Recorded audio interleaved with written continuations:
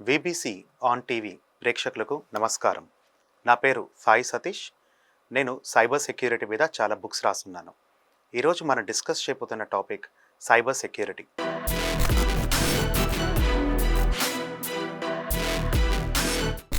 ఈరోజు ప్రతి ఒక్కళ్ళం కూడా మొబైల్ ఫోన్ వాడుతున్నాం. మరి మొబైల్ ఫోన్లో మన ఫొటోస్ కావచ్చు, కాంటాక్ట్స్ కావచ్చు, చాలా ఇన్ఫర్మేషన్ ఉంటుంది. మరి ఇన్ఫర్మేషన్ బయటకు వెళ్లకుండా ఎలా ప్రొటెక్ట్ చేసుకోవాలి, అలాగే మన ఫోన్ హ్యాక్ అవ్వకుండా ఎలా ప్రొటెక్ట్ చేసుకోవాలి, దాంతోపాటు సైబర్ క్రైమ్స్. ఈరోజు సైబర్ క్రైమ్స్ చూస్తే ప్రతిరోజు కూడా భారతదేశంలో 7,000కు పైన సైబర్ క్రైమ్స్ రిజిస్టర్ అవుతున్నాయి. అలాగే ఇప్పటిదాకా ఈ సంవత్సరంలోనే దాదాపు 2024 పోయిన సంవత్సరం తీసుకుంటే 75,000 కోట్ల రూపాయల సైబర్ ఫ్రాడ్ అన్నది జరిగింది. ఇది ఈ సంవత్సరం మేబీ 1,20,000 కోట్ల రూపాయలు దాటవచ్చు అని చెప్పి ఒక అంచనా.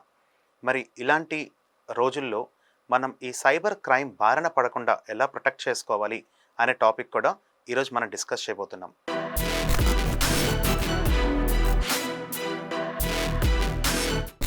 ముందుగా మొబైల్ సెక్యూరిటీ. మనం మొబైల్లో వాట్సాప్ గ్రూపుల్లో ఉన్నప్పుడు ఎవరో ఒకళ్ళు స్టేట్ బ్యాంక్ ఆఫ్ ఇండియా పేరుతోటో, ఐసిఐసిఐ పేరుతోటో, లేదా ఏదో ఒక పేరుతోటి మనకు ఏపీకే ఫైల్స్ పంపించవచ్చు. మీకు రివార్డ్స్ వస్తున్నాయనో, లేదా ఈ అప్లికేషన్ ఇన్స్టాల్ చేసుకోండి, మీకు ₹100 నాకు ₹100 ఏదో ఒక పేరుతోటి మనకు ఏపీకే ఎక్స్టెన్షన్ ఉండే ఫైల్స్ మనకు పంపిస్తారు. వాటిని నిజమే అనుకొని మనం నమ్మి వాటిని ఇన్స్టాల్ చేస్తే మన మొబైల్స్ హ్యాక్ అవ్వడానికి చాలా ఆస్కారాలు ఉన్నాయి. సో ముఖ్యంగా మీరు ప్లే స్టోర్లో నుంచి తప్పితే ఇంకెక్కడి నుంచి కూడా అప్లికేషన్స్ డౌన్లోడ్ చేయకూడదు. ప్లే స్టోర్లో కూడా ఏ అప్లికేషన్ పడితే అప్లికేషన్ డౌన్లోడ్ చేయకూడదు. పర్మిషన్స్ చూసుకోవాలి. Camera, call logs, mic, location, storage, ఇలా దాదాపుగా ఒక ముఖ్యమైన 7 పర్మిషన్స్ ఉంటాయి. ఎస్ఎంఎస్ కావచ్చు, మైక్ కావచ్చు, యాక్సెసిబిలిటీ కావచ్చు, ఇలా ముఖ్యంగా ఒక 7 రకాల పర్మిషన్స్ ఉంటాయి. ఈ పర్మిషన్స్ ఉన్న ఏ అప్లికేషన్స్ని కూడా మనం ఇన్స్టాల్ చేసుకోకూడదు. అత్యంత ముఖ్యమైనది, బాగా ట్రస్ట్ వర్తి అనుకున్నప్పుడు మాత్రమే ఆ అప్లికేషన్ ఇన్స్టాల్ చేయాలి. కేవలం గేమ్స్ ఆడుతున్నామనో, లేకపోతే టెంపరరీ ఎంటర్టైన్మెంట్ కోసమో మనం అప్లికేషన్స్ ఇన్స్టాల్ చేసుకుంటే మన బ్యాంక్ అకౌంట్కి కనెక్ట్ అయి ఉంటే మన నెంబర్ కనుక మన అకౌంట్ ఖాళీ అయ్యే అవకాశాలు ఉంటాయి. సో చిన్నపిల్లలు గేమ్స్ ఆడుతూ ఉంటారు మా పెద్దవాళ్ళ మొబైల్స్ తీసుకొని. మరి ఆ అప్లికేషన్స్లో కనుక ఎస్ఎంఎస్ పర్మిషన్ కనుక ఉంటే చాలా వరకు డేంజరస్. ఎందుకంటే ఈరోజు బ్యాంక్ మనల్ని నమ్మేది ముఖ్యంగా 2: ఒకటి యూపీఐ కోడ్, 2 ఓటీపీ. ఈ 2 కూడా ఈజీగా మొబైల్ నుంచి ఎవరైనా ఏ అప్లికేషన్ అయినా దొంగతనం చేయొచ్చు. సో ఇలాంటి టైంలోనే మనం అప్లికేషన్స్ ఏవి ఇన్స్టాల్ చేసుకుంటున్నాము చాలా ముఖ్యమైన పాత్ర పోషిస్తాయి. అలాగే మనకు తెలియని అప్లికేషన్ ఏదన్నా ఉంటే వెంటనే అన్ఇన్స్టాల్ చేసుకోండి. ముఖ్యంగా 7 పర్మిషన్స్ మళ్ళీ చెప్తున్నాము. Camera, call logs, contacts, mic, SMS, location, accessibility, storage, ఇలా కొన్ని ముఖ్యమైన పర్మిషన్స్ చూసుకోవాలి. ఒకవేళ మీకు పర్మిషన్ మేనేజర్ అనే ఆప్షన్ కానీ, యాప్ పర్మిషన్స్ అనే ఆప్షన్ కానీ కనిపించకపోతే ప్లే స్టోర్లో నుంచి మీరు పర్మిషన్స్ మేనేజర్ అనే ఒక అప్లికేషన్ డౌన్లోడ్ చేసుకొని, వాటికి ఎలాగో పర్మిషన్స్ అవసరం లేదు కాబట్టి ఆ పర్మిషన్స్ మేనేజర్ తోటి ఏ అప్లికేషన్స్ ఏ పర్మిషన్స్ తీసుకుంటున్నాయో చూసి అనుమానించే వాటిని వెంటనే రిమూవ్ చేయాలి.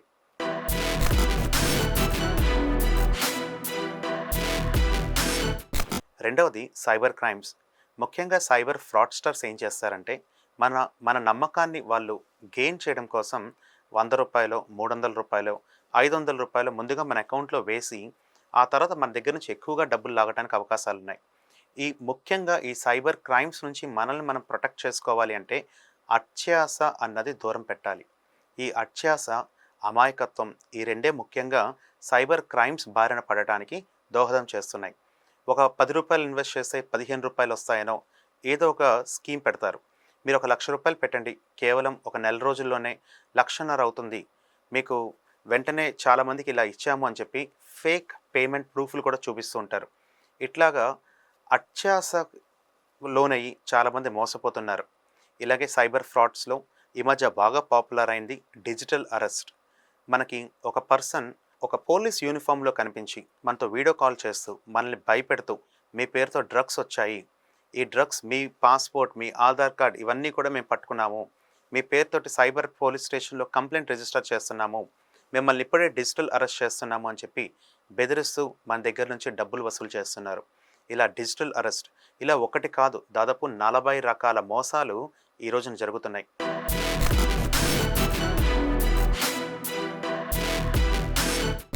Fake customer care numbers. మనము అమెజాన్‌లో కానీ, ఐఆర్‌సీటీసీలో ఒక టికెట్ బుక్ చేస్తూ ట్రాన్సాక్షన్ ఫెయిల్ అయితే వెంటనే ఏం చేస్తారు చాలామంది, ఐఆర్‌సీటీసీ కస్టమర్ కేర్ నెంబర్ అని చెప్పి సెర్చ్ చేస్తారు. అలా గూగుల్‌లో వచ్చిన కస్టమర్ కేర్ నెంబర్లు అన్నీ కూడా నిజానికి ఐఆర్‌సీటీసీకి సంబంధం ఉండని నెంబర్లే ఉంటున్నాయి. కేవలం ఐఆర్‌సీటీసీయే కాదు, ఇలా చాలా ఫేక్ కామర్స్ వెబ్‌సైట్ నెంబర్లు వస్తాయి. మనం వాళ్ళతో కనెక్ట్ అయితే వాళ్ళ కాన్వర్జేషన్ నిజంగానే కస్టమర్ కేర్ నెంబర్ లాగా మాట్లాడతారు. ఏ కంపెనీ నుంచి మాట్లాడుతున్నారు, లేదా మీరు ఏ క్రెడిట్ కార్డ్‌తో ట్రాన్సాక్షన్ చేశారని అడుగుతారు. మనం మన క్రెడిట్ కార్డ్ నెంబర్ చెప్పిన వెంటనే, okay sir credit card number validate అయింది, మీ సివివి నెంబర్ ఎంత అని అడుగుతారు. మనం ఆ మిగతా డీటెయిల్స్ కూడా ఇచ్చాక, ఓకే సార్ మీ క్రెడిట్ కార్డ్ మా దాంతో మ్యాచ్ అయింది, మీకు ఒక ఓటీపీ పంపిస్తున్నాము, ఈ ఓటీపీ చెప్పండి, మీకు ఇమీడియట్‌గా మీ అమౌంట్ రిఫండ్ ఇచ్చేస్తామని చెప్పి ఫేక్ కస్టమర్ కేర్ నెంబర్ వాళ్ళు మనతో కనెక్ట్ అవుతారు. మనం పొరపాటున ఓటీపీ చెప్పామా, మనం మొత్తం డబ్బులు పోయినట్టే. ఇలాగా fake customer care numbers, fake digital అరెస్ట్‌లు, అలాగే ఫేక్ కామర్స్ వెబ్‌సైట్‌లు. సమ్మర్ వచ్చింది. మరి ఈ సమ్మర్‌లో మనకి కేవలం రూ. 250కే 10 కేజీల మ్యాంగోస్, లేదా రూ. 3000 ఖరీదైన శారీ కేవలం రూ. 500కే, లేదా రూ. 1,00,000 ఖరీదైన మ్యాక్ ఆపరేటింగ్ సిస్టమ్ నోట్‌బుక్ ఒకటి కేవలం రూ. 15,000కే, లేదా ఐఫోన్ కేవలం రూ. 10,000కే అని చెప్పి మనకి ఫేస్‌బుక్‌లోను, ఇన్‌స్టాగ్రామ్‌లో అడ్వర్టైజ్‌మెంట్ చేయొచ్చు. లేదా వాటికి సంబంధించిన ప్రొఫైల్స్ కూడా మనకు కనెక్ట్ అవ్వచ్చు. మేము ఇంతమందికి డెలివర్ చేశామని చెప్పి ఫేక్ ప్రూఫ్‌లు కూడా పెడుతుంటారు. మేబీ ఐఫోన్ కేవలం రూ. 10,000కి వస్తుందనో, రూ. 15,000కే వస్తుందనో, రూ. 5,000 ఖరీదు చేసే శారీ కేవలం రూ. 1,000కో, 500కో వస్తుందని చెప్పి మన డెబిట్ కార్డ్ నెంబర్లు కానీ, క్రెడిట్ కార్డ్ నెంబర్స్ కానీ ఆ వెబ్‌సైట్‌లో గనక మీరు ఎంటర్ చేస్తే మళ్ళీ మోసపోతారు. కొంతమంది క్యాష్ ఆన్ డెలివరీ ఆప్షన్స్ కూడా ఇస్తారు. సరే ఆ డ్రెస్ మంచిదేమో అని చెప్పి మనం క్యాష్ ఆన్ డెలివరీ పెట్టుకుంటాం. నిజానికి ఇంటికొచ్చాక డబ్బులు కట్టాక, అంటే బ్లూ డాట్ వాళ్ళకి డబ్బులు కట్టాక ఆ పార్సిల్ ఏంటో ఓపెన్ చేస్తాం. నిజానికి ఆ పార్సిల్ ఓపెన్ చేసి చూస్తే అదొక ఫేక్, లేదా ఒక కర్చీఫ్ లాంటిది, ఒక ఫేక్ ప్రొడక్ట్ ఉంటుంది. మనకు చూపించేది ఒకటి, మనకి తర్వాత ఆ ప్రొడక్ట్ వేరే రకంగా ఉంటుంది. సో మళ్ళీ రిటర్న్ పాలసీ అంటూ ఏముండదు. ఇలాగా ఫేక్ కామర్స్ వెబ్‌సైట్స్, అలాగే ఓఎల్ఎక్స్ ఫ్రాడ్‌లు మనతో కనెక్ట్ అయ్యి మీరు ఒకవేళ మీకు ఏదైనా రెంట్ హౌస్ మీది ఉందనుకోండి, మీరు ఓఎల్ఎక్స్‌లో పెట్టారనుకోండి, లేదా మీరు ఒక కార్ అమ్ముతామనో, బైక్ అమ్ముతామనో, మొబైల్ అమ్ముతామో అని చెప్పి మీరు ఒక ప్రొడక్ట్ పెడతారు సేల్‌కి, లేదా పర్చేస్‌కి పెడతారు. వెంటనే మీకు కాల్ వస్తుంది. కాల్ వచ్చి, మేము ఇండియన్ ఆర్మీ నుంచి కాల్ చేస్తున్నాము, మాకు మీ ప్రొడక్ట్ నచ్చింది, మీ ప్రొడక్ట్ విలువ రూ. 25,000 రూ. 30,000 మీరు చెప్తే మేము రెడీ టు పే రూ. 30,000, మేము ఇండియన్ ఆర్మీలో పనిచేస్తున్నామని చెప్పి మీ ట్రస్ట్‌ని గెయిన్ చేస్తారు. గెయిన్ చేశాక వాళ్ళు ఏమంటారంటే, మీ ప్రొడక్ట్ నచ్చింది, మేము డబ్బులు పంపిస్తాము, కానీ మేము ఇండియన్ ఆర్మీలో పనిచేస్తున్నాం కాబట్టి డైరెక్ట్గా మేము అమౌంట్ పంపించలేము, మీకు ఒక క్యూఆర్ కోడ్ పంపిస్తాం, దీన్ని స్కాన్ చేసి రూ. 2 పంపించండి, రూ. 4 వస్తాయి, రూ. 4 పంపించండి, రూ. 8 వస్తాయని చెప్పి నమ్మేట్టుగా చేస్తారు. మనం నమ్మి నిజంగానే రూ. 2 పంపిస్తే రూ. 4 వస్తాయి, రూ. 4 పంపిస్తే రూ. 8 వస్తాయి. 30,000 25,000 పంపిస్తే డబ్బులు తిరిగి రావు. అదేంటని మళ్ళీ వాళ్ళకి కాల్ చేసామనుకోండి, కాల్ చేశాక మనీ మేబీ స్ట్రక్ అయ్యి ఉండొచ్చు.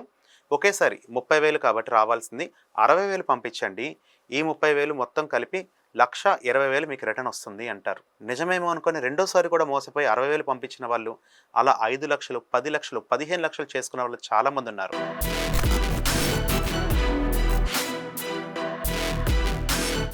తర్వాత వర్క్ ఫ్రమ్ హోమ్ పేర్లతోటి, వర్క్ ఫ్రమ్ హోమ్, ఇంట్లోనే కూర్చొని రోజుకి రూ. 300 నుంచి రూ. 2,000 సంపాదించండి అని చెప్పి ఎస్ఎంఎస్లు వస్తాయి, వాట్సాప్ మెసేజ్లు వస్తాయి. ఇలా మోసపోతున్న వాళ్ళు కూడా చాలామంది ఉన్నారు. ఇలా most of the work from home పేర్లతో మనకి విప్రో కంపెనీ పేరు వాడచ్చు, ఫ్లిప్కార్ట్, అమెజాన్, ఇలా పెద్ద పెద్ద కంపెనీ పేర్లు వాడి మనం నిజంగానే అది వర్క్ ఫ్రమ్ హోమ్ ఏమో అనుకొని మనం ఎన్రోల్ అయితే మన దగ్గర నుంచి 300 కట్టండి, 500 కట్టండి, రూ. 10,000 కట్టండి అంటారు. ఆ తర్వాత రూ. 10,000 50,000 అయినట్టుగా చూపిస్తుంది వెబ్సైట్లో.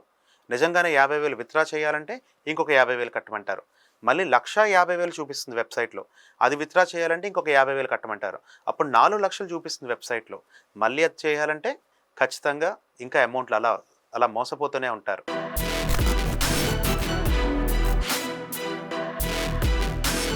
అలాగే ఎంఎల్ఎం మార్కెటింగ్, మా ప్రొడక్ట్ కొనండి, ఈ ప్రొడక్ట్ చాలా విలువైనది, ఆ ప్రొడక్ట్ కొన్నాక ఈ ప్రొడక్ట్ తోటి మీకు చాలా ప్రాబ్లమ్స్ పోతాయని చెప్పి అడ్వర్టైజ్ చేస్తూ ఉంటారు. హెల్త్ పరంగా మంచి ప్రోటీన్ డ్రింక్ ఇది, ప్రోటీన్ షేక్ ఇది, లేదా ఫ్యాట్ లాస్ అవుతుంది, ఇలా రకరకాల పేర్లతోటి, ఫుడ్ సప్లిమెంట్స్ పేరుతోటి ఇలా చాలామంది ఎంఎల్ఎం మార్కెటింగ్ చేస్తున్నారు. మల్టీ లెవెల్ మార్కెటింగ్ చేశాక వాళ్ళు 10,000 కట్టాక ఇంకొక ముగ్గురు చేత కట్టించమంటారు. వాళ్ళ ముగ్గురు ఇంకొక ముగ్గురు చేత కట్టించమంటారు. అలా ఒక చైన్ లాగా ఇది ఎంఎల్ఎం మార్కెటింగ్ అనేది స్ప్రెడ్ అవుతోంది. వీటి జోలికి కూడా వెళ్ళకండి.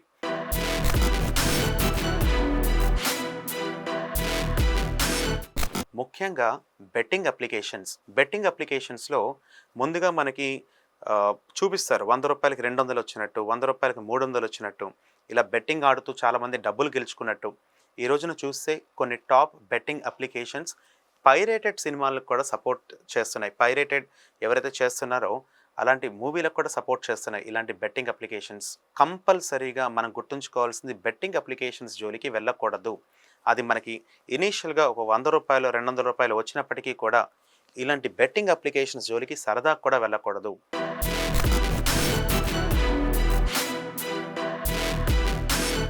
ఇన్వెస్ట్మెంట్ పేర్లతోటి మనకి క్రిప్టో కరెన్సీలో కానీ క్రిప్టో ఎక్స్చేంజ్లో కానీ ఇన్వెస్ట్ చేయండి అని చెప్పి చాలా వరకు ఫేక్ అడ్వర్టైజ్మెంట్స్ వస్తూ ఉంటాయి. ఈ ఫేక్ యాడ్స్ చూసి మనం మోసపోకూడదు. మనం ఏదన్నా ఇన్వెస్ట్మెంట్ అప్లికేషన్స్ కొన్నిసార్లు స్టాక్ మార్కెట్ పేరుతో కూడా రావచ్చు. సెబీ ఆథరైజ్డ్ అప్లికేషన్స్లో మాత్రమే మనం ఇన్వెస్ట్మెంట్ అన్నది చేసుకోవచ్చు. అది స్టాక్ రిలేటెడ్గా. క్రిప్టో కరెన్సీలు కానీ ఏవి పడితే అవి చేస్తున్నాయి కదా అని చెప్పి ఆ క్రిప్టో కరెన్సీల్లో చాలా వరకు ఫ్రాడ్ ఉంటున్నాయి. చాలా వరకు ఫ్రాడ్ క్రిప్టో ఎక్స్చేంజ్లు ఉంటున్నాయి. ఇలాంటివి కూడా మైండ్లో పెట్టుకోవాలి.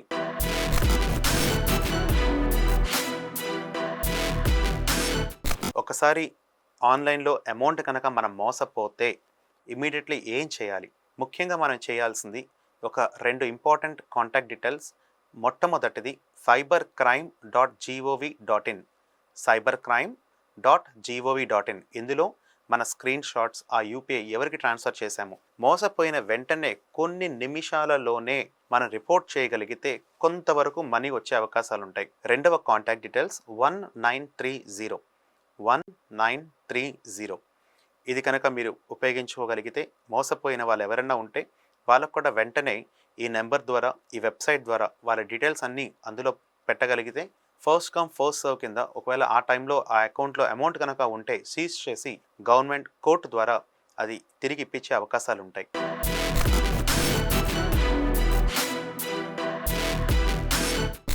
రీసెంట్గా మన ఆంధ్రప్రదేశ్ పోలీస్, విశాఖపట్నం పోలీస్ వాళ్ళు కంబోడియా నుంచి దాదాపు 500కు పైనే మనుషుల్ని, మన వాళ్ళని తీసుకురాగలిగారు. యాక్చువల్గా ఇక్కడ రిక్రూట్మెంట్ పేరుతోటి విదేశాల్లో జాబ్స్ వస్తాయని, విదేశాలలో మీకు మంచి ఫెసిలిటీస్ ప్రొవైడ్ చేస్తారని, మీకు మంచి ఆఫీస్ ఇస్తారని, హౌస్ ఇస్తారని, శాలరీ ఇస్తారని చెప్పి ఇక్కడ నుంచి విదేశీలకు రిక్రూట్ చేసుకొని కంబోడియా లాంటి దేశాలలో మన వాళ్ళని అక్కడ ఉంచి వెట్టి చాకిరి లాంటి సైబర్ క్రైమ్ ట్రైనింగ్ ఇప్పించి వెట్టి చాకిరీ చేయిస్తున్నారు. మార్నింగ్ నుంచి ఈవినింగ్ దాకా మీరు ఇన్ని ఫ్రాడ్ చేయగలిగితే అది వాళ్ళు తెలుగులో మాట్లాడతారు, ఇంగ్లీష్లో మాట్లాడతారు, హిందీలో మాట్లాడతారు, మనకు వచ్చిన యాసలో కూడా మాట్లాడతారు, మనకు తెలిసిన యాసలో. ఇలా భారతీయులనే ఈ కంబోడియాలో కొంతమంది చైనీయులు, కొంతమంది కంబోడియా, వీళ్ళందరూ కలిసి భారతీయులను రిక్రూట్ చేసుకొని వెట్టి చాకిరీ చేయించి మరీ మోసాలు చేయిస్తున్నారు. మీకు మన భాష వాళ్ళే మాట్లాడిన ఐసిఐసిఐ పేరుతోనో లేదా ఎస్బీఐ పేరుతోట మీకు విషింగ్ కాల్స్ లేదా ఫిషింగ్ అంటాం దీన్ని. వాళ్ళు నిజంగానే స్టేట్ బ్యాంక్ ఆఫ్ ఇండియానో లేదా ఐసిఐసిఐనో వాళ్ళు మనతో కనెక్ట్ అవుతారు. మనం నిజంగానే అది ఆ బ్యాంక్ అని నమ్మితే ఇక మీ కేవైసీ అప్డేట్ చేసుకోవాలనో లేదా మీకు ఇన్ని రివార్డ్ పాయింట్స్ ఉన్నాయి, మీకు డెబిట్ కార్డ్ నెంబర్ చెప్తే మీకు 50,000 రూపాయలు ట్రాన్స్ఫర్ అవుతాయి, రివార్డ్ పాయింట్స్ పేరుతో అయినా ఏదో ఒక రకంగా మనకి విషింగ్ చేసి నిజమైన బ్యాంక్ వాళ్ళు కాకుండా ఫేక్ బ్యాంక్ వాళ్ళు మనతో కాల్ చేసి మన క్రెడిట్ కార్డ్ నెంబర్లు తీసుకునే అవకాశాలు ఉంటాయి. సరదాకి కూడా పాస్వర్డ్లు, ఓటీపీలు ఎవరికి షేర్ చేయకూడదు. ముఖ్యంగా credit card number, credit card CVV ఎవరికి షేర్ చేయకూడదు.